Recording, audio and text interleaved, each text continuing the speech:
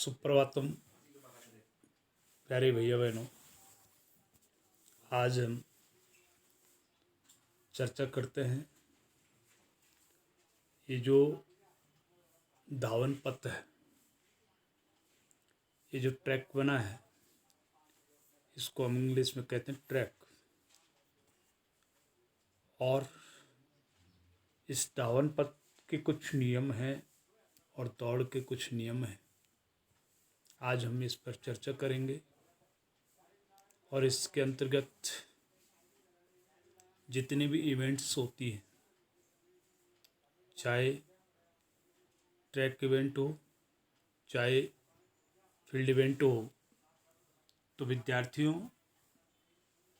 जब कभी भी हम इन प्रतियोगिताओं का आयोजन करते हैं तो हमें ऐसे स्थान की आवश्यकता पड़ती है जहां हम सुविधापूर्वक जो है इस स्पर्धाओं को जो है सुचारू रूप से आयोजित कर सकें। आपने जब कभी एथलेटिक्स इवेंट में भाग लिया होगा तो इस इवेंट में जो है 2 प्रकार के इवेंट्स होती है। ये आप जो देख रहे हैं इसमें फर्स्ट, सेकंड, थर्ड, फोर्थ ऐसी लाइनिंग पड़ी हुई है, अलग अलग लाइन आप देख रहे हैं। एक ये 400 मीटर का एक धावन पथ है जिसमें 8 लेन है, लाइन नहीं है, लेन, LANE लेन होती है। और इसमें इसके जो निर्माण हेतु कम से कम हमें जो है 175 मीटर लंबाई, टोटल जो इसका वो है 175 मीटर लंबाई, तथा इसकी जो चौड़ाई है लगभग 96 मीटर चौड़ाई, एक अनुमानित कह सकता हूँ मैं कि 4.5 एकड़ हमारे पास भूमि, इसके लिए खुला मैदान की आवश्यकता होती है।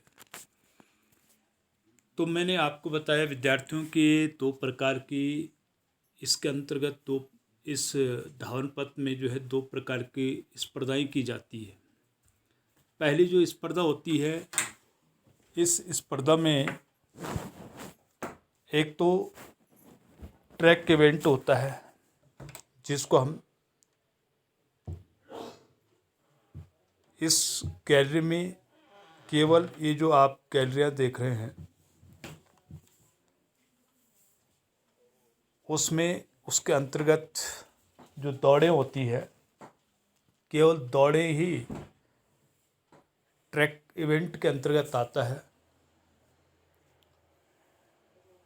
चाहे रिले दौड़ हो या बाधा दौड़ हो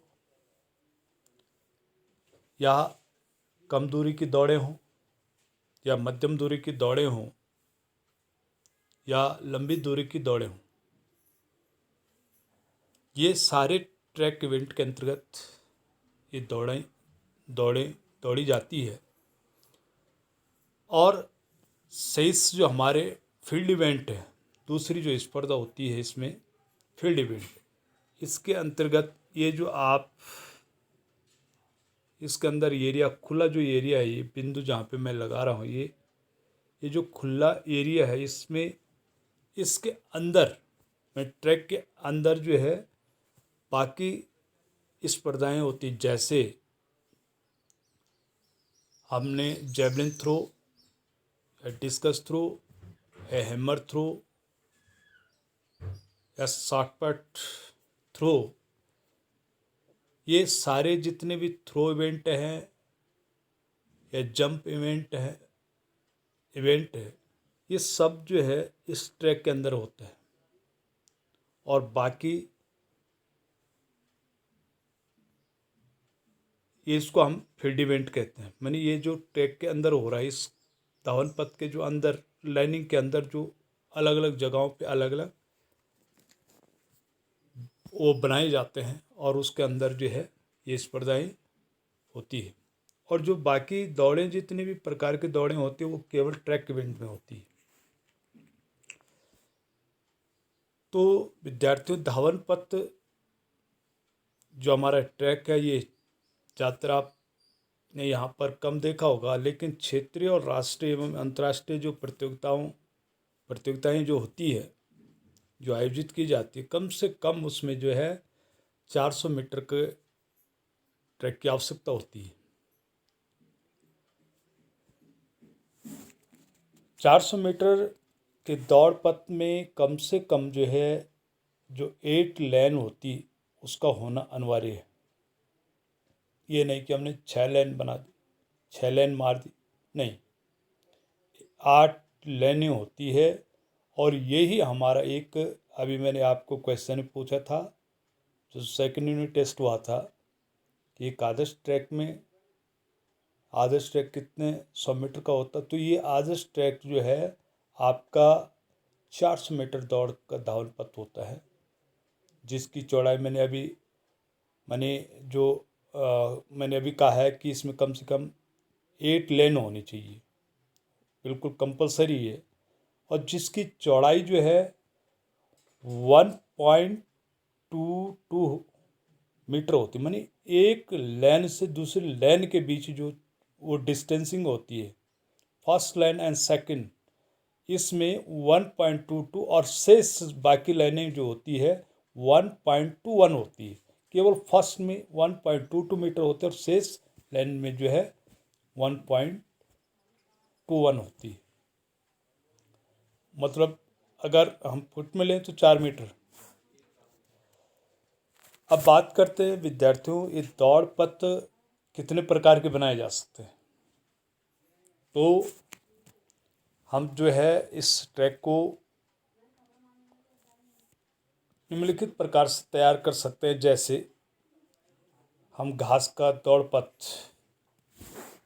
बना सकते हैं या मिट्टी का दौड़ पथ बना सकते हैं, माने ग्रास ट्रैक बना सकते हैं, क्ले ट्रैक हो सकता है, या राख का दौड़ पथ बन सकता है, सिंडर ट्रैक जिसे कहते हैं। और एक होता है सिंथेटिक दौड़ पथ, यानी सिंथेटिक ट्रैक जो है, आप कभी देहरादून जाओगे, उसमें महाराणा प्रताप स्पोर्ट्स जो कॉलेज है उसके अंदर जो है एक पूरा जो है एक सिंथेटिक धावन पथ बना है।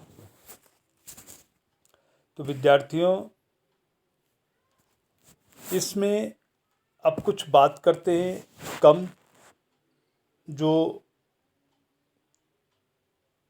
कम दूरी की दौड़ें होती है। दौड़ें मुख्य रूप से 3 प्रकार की होती है, यानी स्प्रिंट रेस, मीडियम रेस और लॉन्ग रेस। इसमें स्प्रिंट रेस जो कम दूरी की दौड़ें होती है, जैसे 100 मीटर हो गया और 200 मीटर हो गया, ये हमारी जो है कम दूरी की दौड़ें हैं। और जो मीडियम रेस है, 100, 200 और 400 मीटर की हमारी क्या हो गई, ये स्प्रिंट रेस हो गई। स्प्रिंट रेस का मतलब होता है इसमें हमें बिल्कुल क्राउच स्टार्ट लेना पड़ता है, और क्राउच स्टार्ट लेने के बाद ही हम जो है इस रेस को पूरा करते हैं। अब क्राउच स्टार्ट, सबसे पहले हम आपको ऑर्डर देते हैं, आदेश करते हैं ऑन योर मार्क, तो ऑन योर मार्क में क्राउच स्टार्ट बनाते हैं।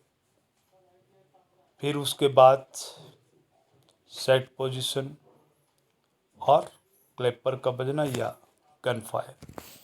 तो इस प्रकार के ऑर्डर दिए जाते हैं।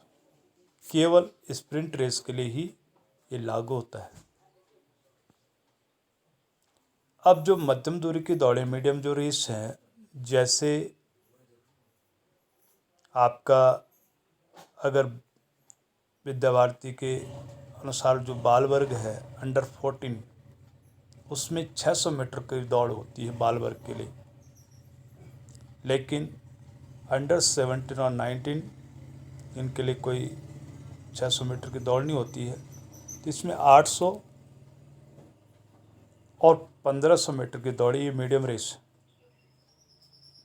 और जो लॉन्ग रेस है 3000, 5000 और क्रॉस कंट्री, ये सब उसके अंतर्गत ये लॉन्ग रेस में आती है। तो इस प्रकार से जो मीडियम रेस है या लॉन्ग रेस है, इसमें आपको स्टैंडिंग स्टार्ट ही लेना पड़ता है और स्टैंडिंग स्टार्ट के माध्यम से हमें दौड़ें पूरी करनी होती है। अब विद्यार्थियों, इसमें कुछ बातें और आपको जानकारी दे देता हूँ। ये जो आपका ट्रैक बना है, इसमें जो अलग अलग कट के निशान मरे हैं कैलोरी के अंदर, ये जो लेन के अंदर जो वो मरे हैं, तो इसको बोलते हैं स्टैगर।